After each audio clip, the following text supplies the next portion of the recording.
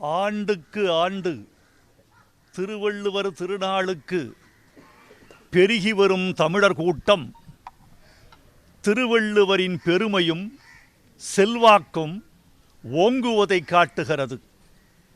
திருவள்ளுவர், திருக்குறள் என்பவை வெறும் இலக்கியம் மாத்திரம் அல்ல. திருவள்ளுவரை பண்பாட்டின் அடையாளமாக, வரலாற்றின் அடையாளமாக, இனக்குறியீடாக நாம் பார்த்து பழகியிருக்கிறோம்.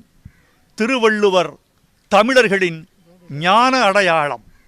அந்த திருவள்ளுவரை ஒட்டி சிந்திக்கிற பொழுது இப்போது தமிழ்நாட்டில் கடந்த வாரம் அதிகமாக பேசப்பட்ட இருமொழி கொள்கை குறித்து நான் சொல்ல வேண்டியவனாக இருக்கிறேன்.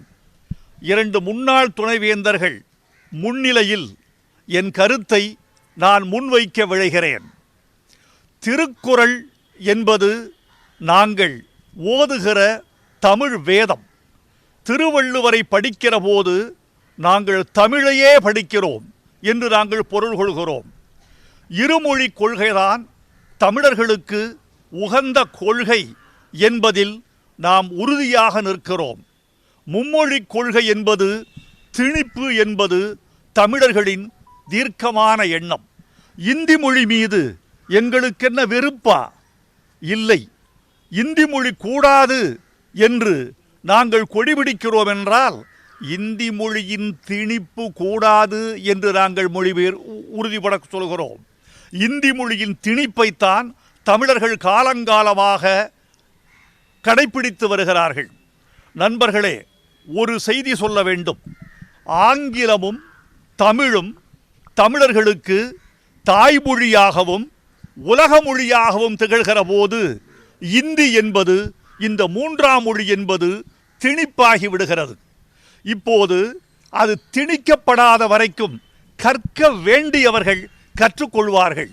உதாரணமாக, பிற மாநிலங்களிலிருந்து தமிழகத்தை ஆள வந்திருக்கிற IAS, IPS அலுவலர்கள் தமிழை கற்றுக்கொண்டார்கள். தமிழ்நாட்டிலிருந்து வடநாட்டுக்கு வணிகத்துக்கு போன தமிழர்கள் இந்தியை கற்றுக்கொண்டார்கள். இதற்கு என்ன பொருள்? இந்த 3வது மொழி என்பது சூழலால் வருவது. தமிழை நாங்கள் அதிகாரிகள் மீதோ வடநாட்டு தொழிலாளிகள் மீதோ திணிக்கவில்லை. பிறகு இந்தியை ஏன் எங்கள் மீது திணிக்கிறீர்கள் என்ற கேள்வி வருகிறது. இந்த 3வது மொழி என்பது சூழல் மொழி. தாய்மொழி என்பது பண்பாட்டு மொழி. ஆங்கிலம் என்பது நாகரிக மொழி. ஒரு மனிதன் பண்பாட்டோடும் திகழ வேண்டும், நாகரிகத்தோடும் திகழ வேண்டும் என்றால் தமிழும் ஆங்கிலமும் எங்களுக்கு போதும் என்று கருதுகிறோம். ஆங்கிலம் உலக மொழி என்பதனால் வடநாடும் உலகத்துக்குள் தான் இருக்கிறது என்று நாங்கள் புரிந்து கொள்கிறோம். அதனால் வடநாட்டை நாங்கள் கடப்பதற்கும் ஆங்கிலமே போதும் என்பது எங்கள் கருத்து. இந்தி மொழியின் மீது எங்களுக்கு வெறுப்பு இல்லை என்று சொன்னேன் அல்லவா? ஆனால் அச்சம் இருக்கிறது.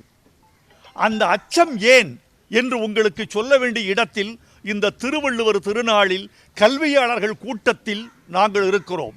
ஏன் அச்சம் என்றால், வடமொழி கலந்த பொழுதெல்லாம் தமிழ் சிதைந்திருக்கிறது.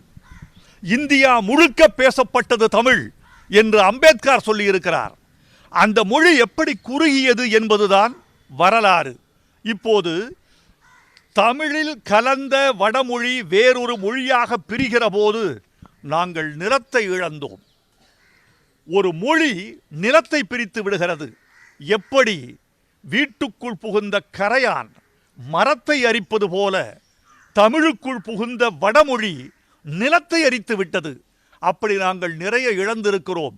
இனியும் எங்கள் மொழியையும் நிலத்தையும் இனத்தையும் இழக்க நாங்கள் தயாராக இல்லை. இந்த நியாயமான அச்சத்தை இந்த உலகம் புரிந்து கொள்ள வேண்டும். அதற்கும் ஒரு திருக்குறள் உண்டு. அஞ்சுவது அஞ்சாமை பேதமை, அஞ்சுவது அஞ்சல் அறிவார் தொழில். எனவே அஞ்ச வேண்டியவற்றுக்கு நாங்கள் அஞ்சுகிறோம். தமிழர்களுக்கு அச்சத்தை கொடுக்காமல் தமிழர்களுக்கு பாதுகாப்பை கொடுக்க வேண்டும் ஒன்றிய அரசு என்று கேட்டுக்கொள்கிறேன். திருவள்ளுவர் வாழ்க, திருக்குறள் வெல்க. தமிழர்கள் தங்கள் வீட்டு மொழியாக திருக்குறளை ஓதி பழகுக என்று வேண்டிக் கொள்கிறேன். நன்றி, வணக்கம். செய்திகளை உடனுக்குடன் தெரிந்து கொள்ள உடனே சப்ஸ்கிரைப் பண்ணுங்க.